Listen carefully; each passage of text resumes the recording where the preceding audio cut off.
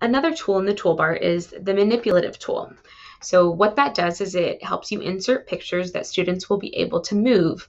Nothing else on this page would be able to be moved because these are all items that you've added as a teacher, but a manipulative would be able to. And this is great for some sort of sorting activity or putting things in order like I have here.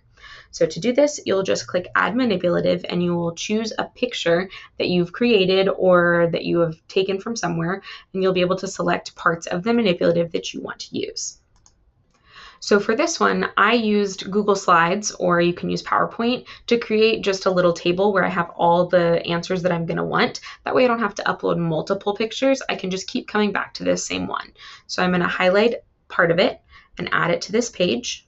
And then I'm going to keep going and just go back and add another one until I get all of them added to the same page.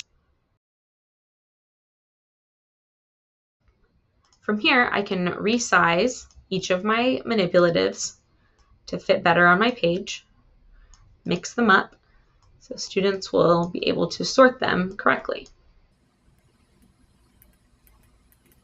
These do not auto-grade. However, you can change the point value in the corner, and that way you'll be able to quickly grade and you can give your kids points for how many they get correct.